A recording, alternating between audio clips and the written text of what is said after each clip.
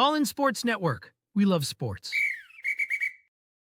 It's Thursday, August 21st, right here on your Daily Fix for all things Texas Longhorns. I'm Tanner Carlson. That is Jake Jimerson. This is All In Horns, presented by Rogue Sports Network. Today's episode, Games of the Year. We are 2 days away from Week 0 kickoff. K-State versus Iowa State. Big 12 conference game. 2 ranked opponents in Dublin, Ireland. And Jake and I are basically, we have diagnosed the entire college football schedule. We've listed each week, the top games of each week. Does that mean we're going to hit on every single one of those? No. We're obviously just going to say, hey, this is what week this game's on. I think it's going to be a badass game. I think it's going to have a lot of implications on the Big 12. I think it's going to have a lot of implications on the SEC. Yada, yada, yada. I think it's going to play a big role possibly at this point in time for the playoffs. We're just going to kind of go around, bounce around, look at games. We'll start chronologically, and then we'll kind of work our way through. I think week 0, week 1, Jake, that might be the best week of football we get all year long, starting off from the jump. Yeah, I mean, we've talked about it already some on this podcast, but I think this is the best week 1 I've ever seen. I mean, the fact that several of these games would always be college game day, but an LSU at Clemson not being college game day in a week 1 is crazy. It's 2 top 10 teams. Notre Dame at Miami, Catholics versus convicts not being college game day when they could run all that, but all because you're getting number 1 against number 3, number 2 by the coaches poll, and a rematch of the semifinals last year. There's no way you could not have that game day. But yeah, and there's some under the radar games even outside of that, like an Auburn Baylor I've talked about being my most intriguing game of week 1. And so, yeah, I don't think it gets much better than this week 1 slate. And I can tell you how that day is going to go for me. I'm going to be on this couch behind me with my big TV on, and I'm not going to move other than when I come to sit here and record. And guess what? I'll have on my other monitor going, whatever game is on right then that I want to watch. Yeah, I have already purchased the ingredients for queso. I've already got beer on ice, like cooling down, super chilled. I've already got my meats in the freezer. Like I'm ready to go for the next 2 weekends of sitting down and doing as little as I possibly can of just watching college football. And so now week 0 will obviously have the noon game. And thank God this Iowa State, K-State game is at noon, and the other games are kind of just throughout the day. You can kind of just have them on. You can kind of get stuff done if you need to. But week 1, like you said, Jake, it's not just Texas, Ohio State, LSU, Clemson, and Notre Dame, Miami. You've got other games like, I think Virginia Tech, South Carolina on Sunday night will be a pretty good game. I think TCU at North Carolina could be a fun little game as well. If you're a betting man, debut game, I'm going to watch that. Yeah. If you're a betting man, I have the bet of the year already. Week 1, bet of the year. Put it in right now because Bama is 13.5-point favorites over Florida State. Go all in on Bama. Put everything you own on Bama to cover that spread. It's going to get ugly. It's going to be way more than 13.5 points. Get it while that line is low because a lot of people are going to be betting it, and they're going to bump that number up real quickly. So if you're watching this, if you're a betting man, if you're in a state where it's allowed, go ahead and just put your life savings on Alabama with the 13.5-point spread. Yeah, that's another bet I love. I love Georgia Tech 4-point favorites at Colorado.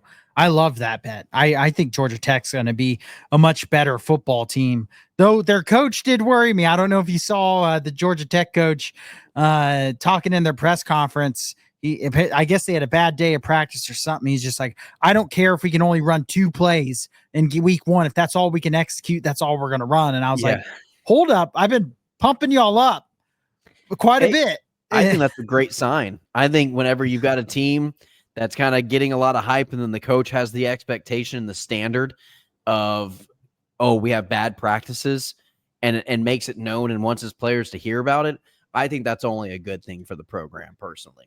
Yeah, but just looking at that based off what I expect from Georgia Tech, how I think that matchup goes stylistically with the line of scrimmages, I love that line for Georgia Tech. And an interesting line to me is that Clemson 4.5 point favorites over LSU, which is a fairly healthy margin. I mean, I would have almost expected that to be more of a 2.5 Yeah, it's point. in Death Valley, so I mean that, or is it? Yeah, Death Valley. Yeah. Clemson's Death Valley. Clemson's Death Valley. They're Because both they're Death Valley. both Death Valley. Yeah. Clemson's Death Valley. Happy Valley The is game Penn isn't State. it is in Death Valley. It is in Death Valley, one of the Death Valleys. So a lot of death happening on that field. All right. Week 2, Jake, some fun ones. Illinois, Duke, I think is kind of an interesting game. Some just notable names, Baylor, SMU. I think Baylor's got a pretty fun non-conference schedule, if you ask me. Got an SEC game in there, Ole Miss and Kentucky. That's a rematch from last year's upset.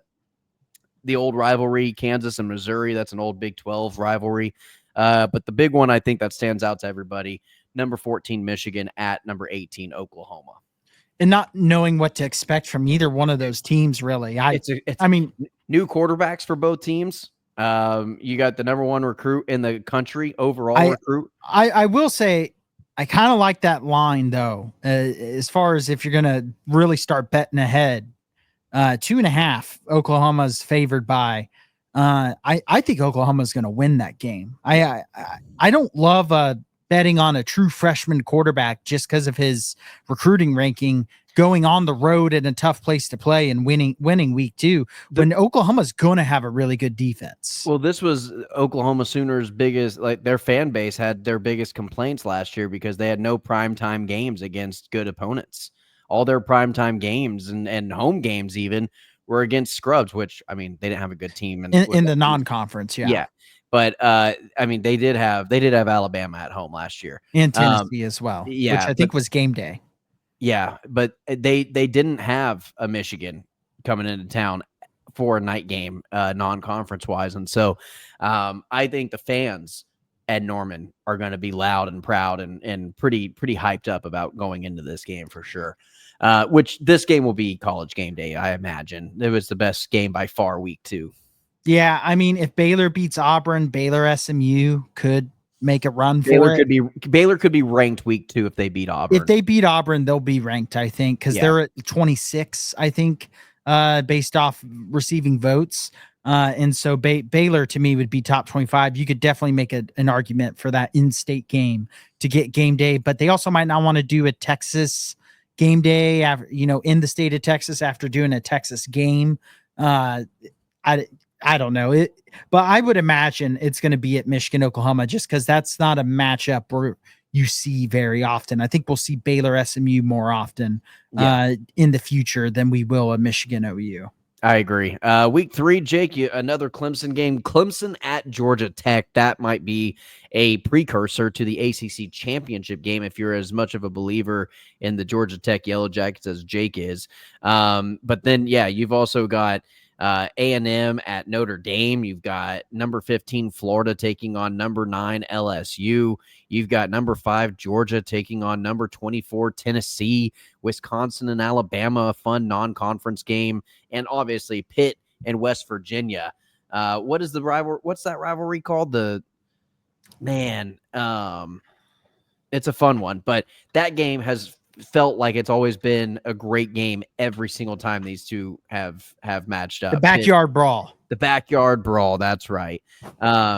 I almost said the junkyard brawl, and I was like, that doesn't sound right. I wanted to say something about garbage too. I think it's because both the team, but that game is always crazy. Always fun, always crazy. So I had to add. And the home team almost always wins as well. Yeah. I'm very tempted to put West Virginia on which Pitt being a favorite on that is some interesting lines in that week 3.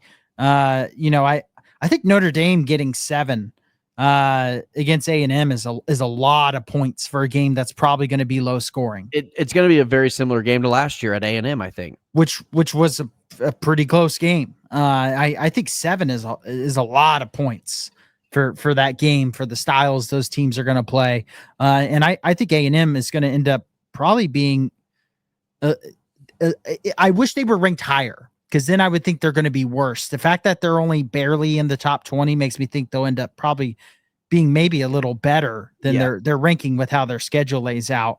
But that's a line I kind of like. And then obviously I would bet Georgia Tech 9.5 points for Clemson. I would bet them to cover. I think Clemson wins, but Georgia Tech would cover. I agree. I think that's gonna at Georgia Tech. I think is going to be, especially if Georgia Tech beats Colorado, takes care of business early. That could be a great environment. Yep. Could be a fun environment, especially. I mean, by week 3, Georgia Tech could be ranked. Could be a two ranked team game. I mean, Georgia Tech could very easily be, in the 20s by that point. If Georgia Tech doesn't have any hiccups early and they get that win at Colorado, I would imagine they're ranked come this game. Yeah. I mean, because there's going to be teams that fall out of the top 25 in the first 3 weeks. So, all right, week 4, Jake. Some fun ones. Oregon State at Oregon. I don't think that's going to be like a fun game, but it's Oregon State, Oregon. So who really knows? But Oregon will take care of business. Gators, Florida, number 15, Florida at number 10, Miami.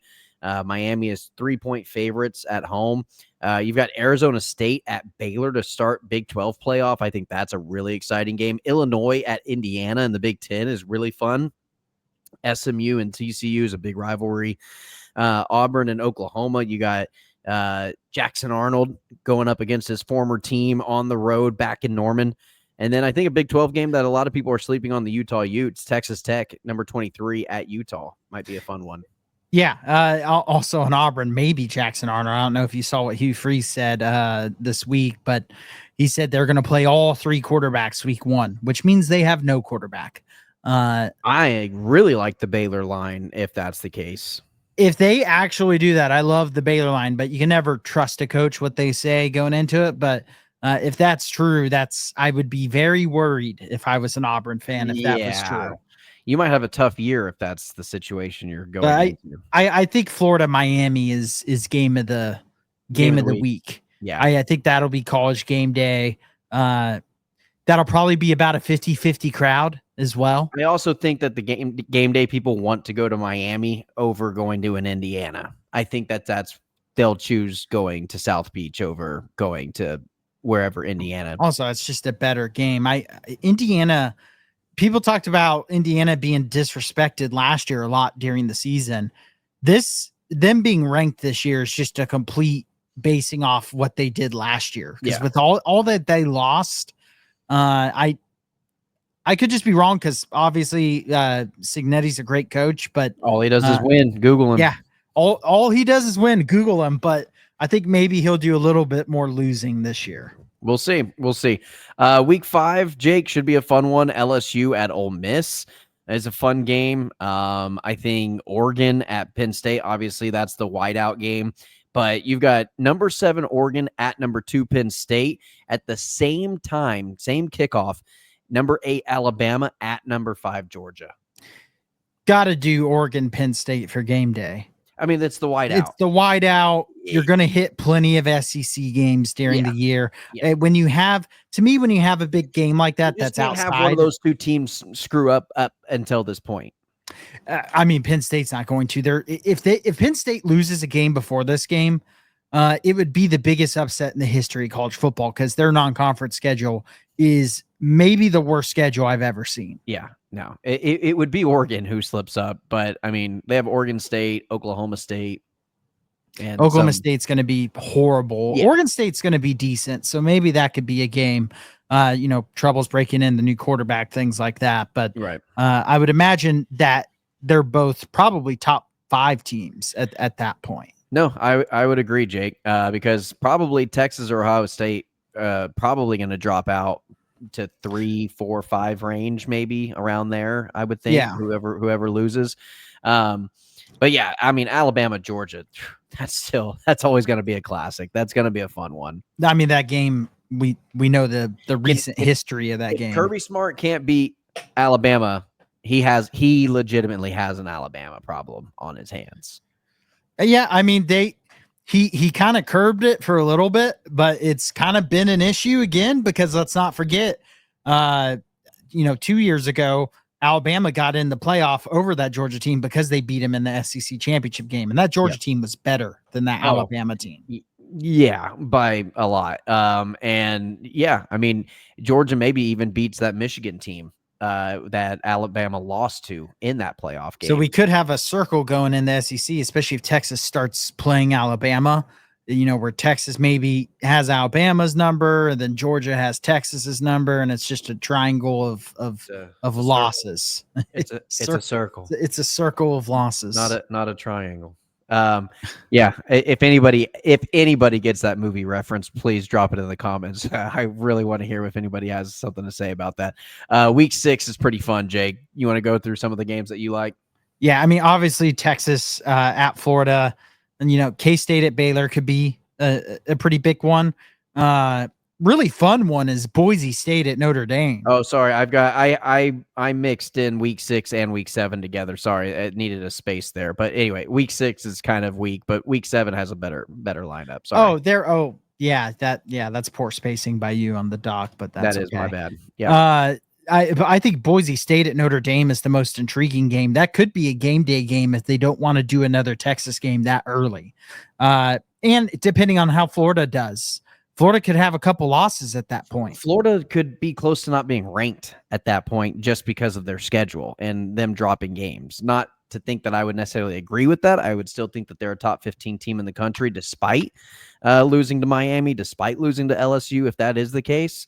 But still, that's not how the rankings work, unfortunately. But you're right. That Notre Dame Boise State game, I think that is such an intriguing game. Very interesting. If Boise State can look good early, because I mean they lost kind of the heart and soul of the team in Ashton Genty. I mean that's a huge loss for a program like that. So can they still be, the main G5 contender when it comes to the playoff? And if they are looking at to that point, we could certainly see that game be a game day if Boise State was undefeated going into that.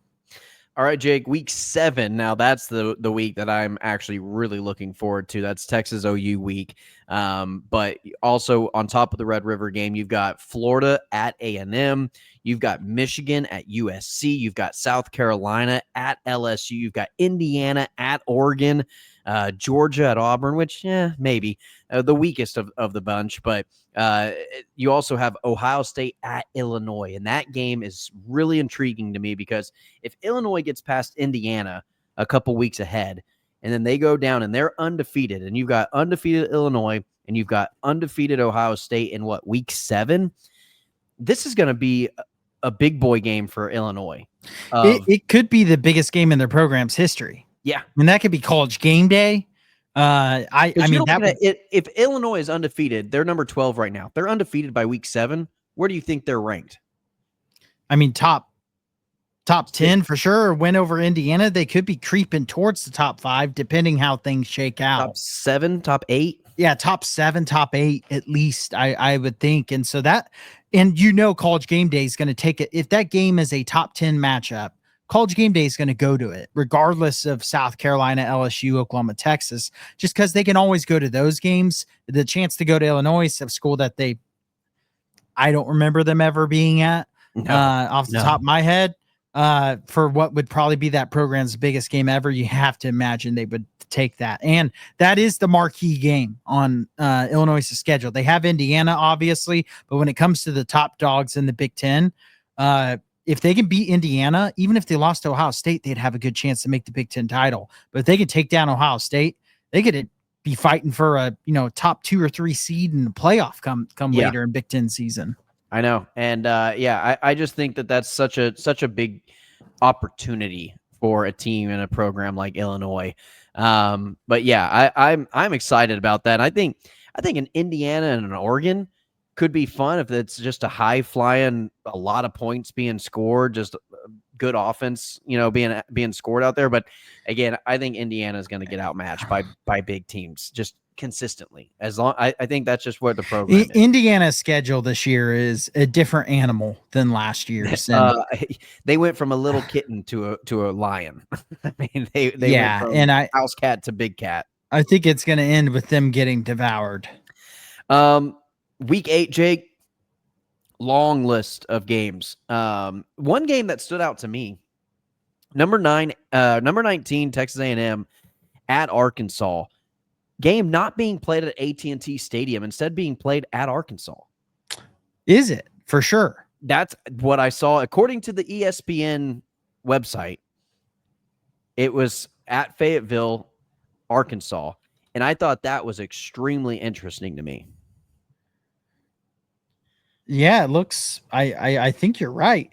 Yeah, it's at Razorback Stadium. That is awesome. So I love all these rivalry games should be played at the home venues. Yeah. And that makes that game much more interesting. Right? Because Right? Arkansas's gotta be, I mean, that's probably Sam Pittman's job.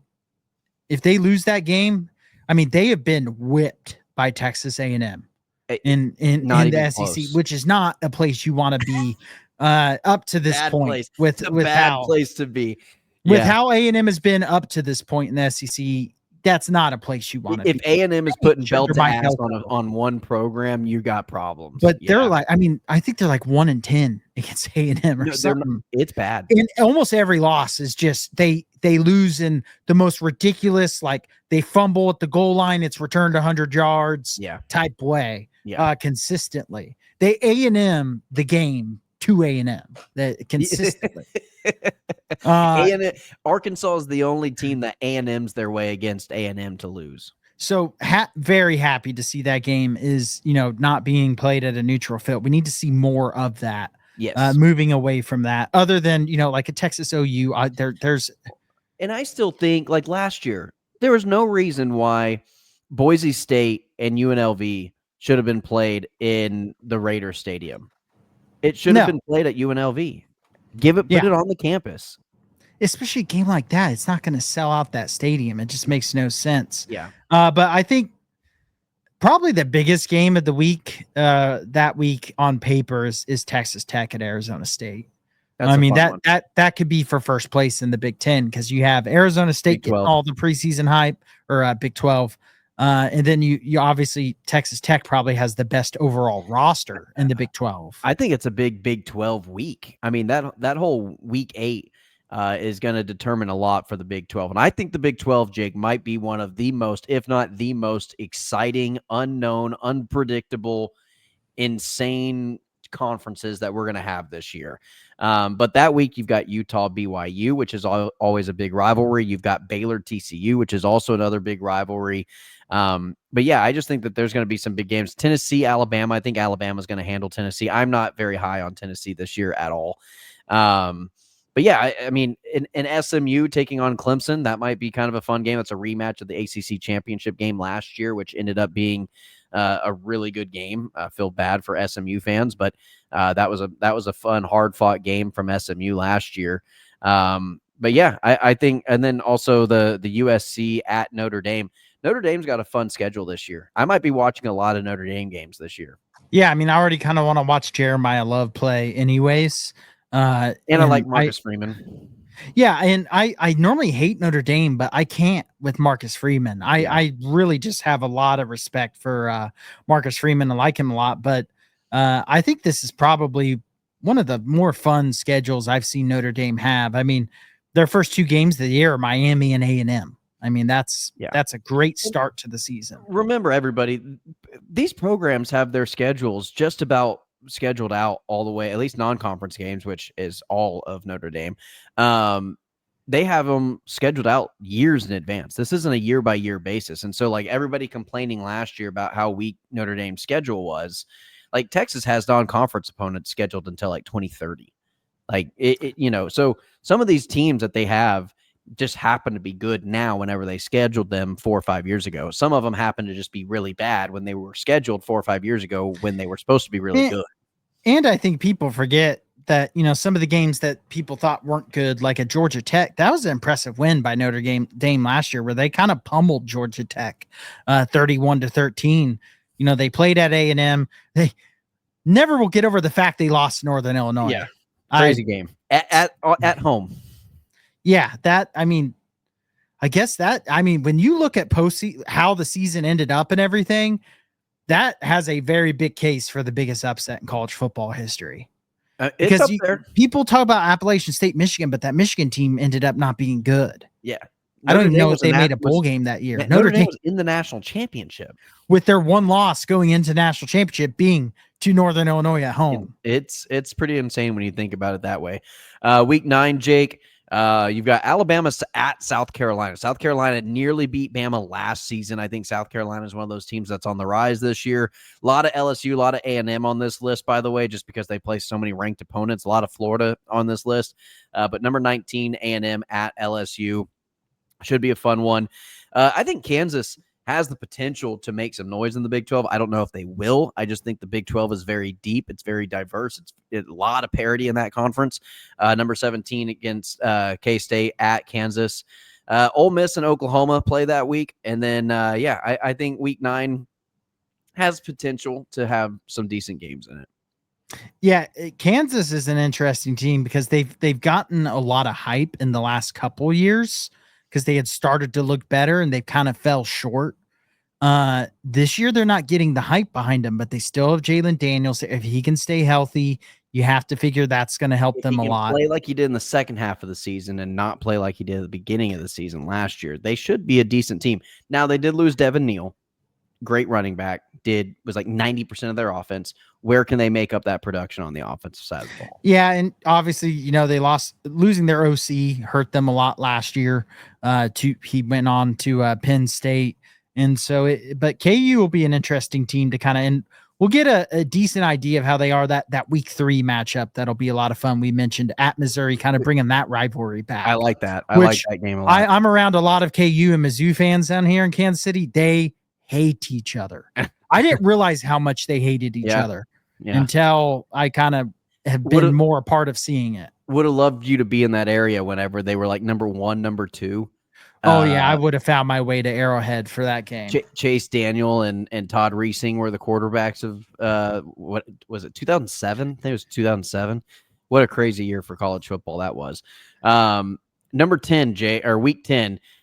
You've got number 2 Penn State at number 3 Ohio State. I can tell you right now I'm picking Ohio State to win that game. In no world in my brain does Penn State win that game. That's just history telling me that history is going to repeat itself. But you've got number 10 Miami at SMU. SMU's got such a harder schedule than they did last year. I'll be very interested to see where their schedule lies for them. Number 11 Arizona State at number 22 Iowa State. 13, South Carolina at number 21, Ole Miss. Number 23, Texas Tech at number 17, K-State. Number 18, Oklahoma at number 24, Tennessee. Number 5, Georgia at number 15, Florida. Dude, week 10, what? How many games was that? That was 1, 2, 3, 4, 5, 6, 7 teams, ranked teams, at least preseason polled. Now, week 10 could look very different come week 10, but 7 ranked games in week 10. It's the majority of the top 25 playing each other. Yeah. When you think about it that way, it's 14 of the 25 teams playing against one another. I love it. Love to see it. Yeah. That's a week you have circle.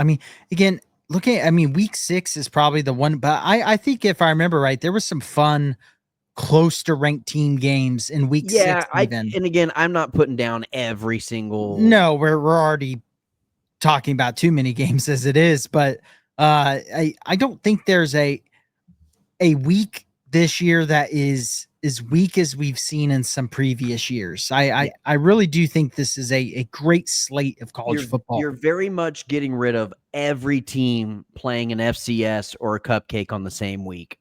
You're getting it very far and few from which is a conference realignment perk, I guess. Yep. It kind of has been. We've talked a lot about the downsides of the recent conference realignment, but that might be a perk, is kind of seeing some more of these and the non-conference games are scheduled out ahead of time, but it seems like there's been a change going on recently, and I really hope this stays up because there's a lot of fun games this year. Look at what Baylor's non-conference schedule looked like 6-7 years ago compared to what it looks like now. Yeah, they could be a pretty good team and be 1-3 to start the year. And they could be ranked at the end of the year. Yeah, they could be ranked at the end of the year after starting 1-3 because just that's how their schedule lays out. Jake, I like week 11. I put this in there as a Friday night game. It's a Friday night special. Tulane at Memphis. I think that's fun. 2 top teams in the American Conference. I think Indiana gets smacked by number 2 Penn State. And then you've got LSU, Alabama. That's probably the only other big one that needs to be talked about in week 11. Yeah, I mean, LSU Alabama is always one of the bigger games. That is one of the bigger rivalries in the SEC, especially in kind of our modern day version of college football.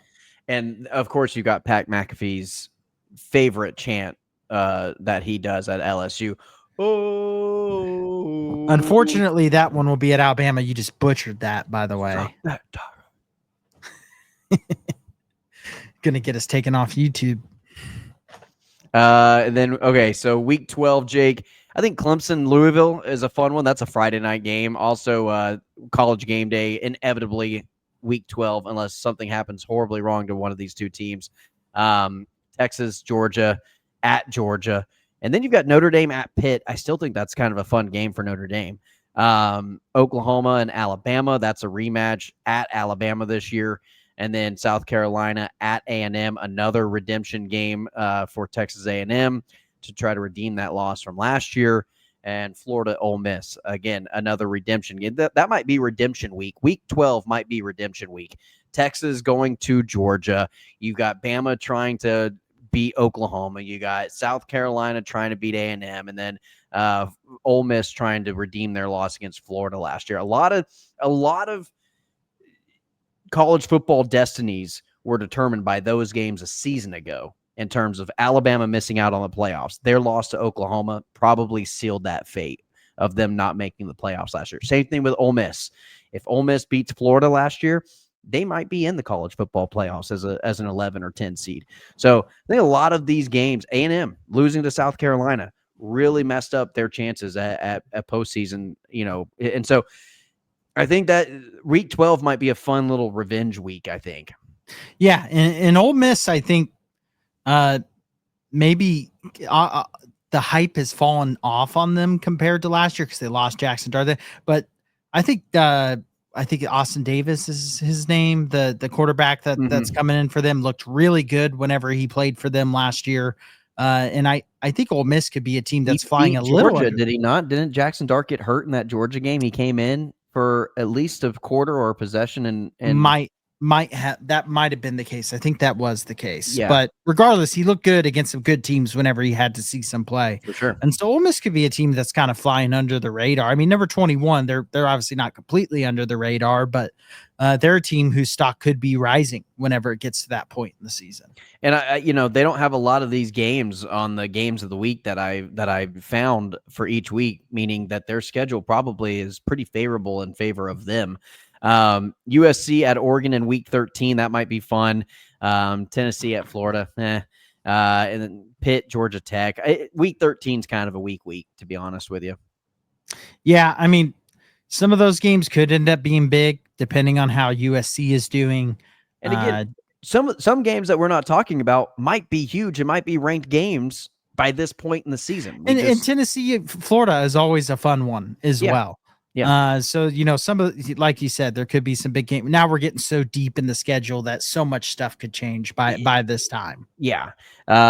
Week 14, obviously you have the Egg Bowl. This is all the rivalry games. So the Egg Bowl, Ole Miss, Mississippi State, Georgia Tech, which was a 6 overtime thriller last year. Was it 9 overtimes? Maybe 9 overtimes. That sounds right. A&M, Texas. If you told me 15 overtimes, I would have believed you. LSU, Oklahoma. You got UCLA, USC, Ohio State, Michigan. Obviously, always game of the year. Does Ohio State, are they going to beat Michigan? Are they going to? It's been what, 3 years back to back Michigan, or has it been 4 years? I'm not giving any. I think it's been 3 years. 3 straight No, years. has it been 4? It's like 3 or 4. I feel like it might be 4. But I mean, I have to see what Michigan looks like. I just have no idea what they're going to look like. Yeah. I would think Ohio State wins this year, but I never would have thought they were going to lose that game last year. Never would have thought they would have lost that game last year. Could Ryan Day get fired after winning a national title if he loses to Michigan again? That fan base really might melt down if they lost that game again. It was 8 overtimes, by the way, Georgia Tech. Could you imagine if Ohio State's undefeated up to this point in the season? They lose that game. They still are going to the Big Ten championship game. They win that game. They get into the playoffs, and then fans are just like, no, we've had it. We're firing Ryan Day. We're It's done. happening. Yeah, I would like to imagine Ohio State's not undefeated going into that week, but It is possible. but yeah, I mean that fan base is crazy. They will burn things down if they lose to Michigan again, especially to a true freshman quarterback. I mean, Ohio State's breaking in a new quarterback, but Saban's at least had a redshirt year to develop. Yeah.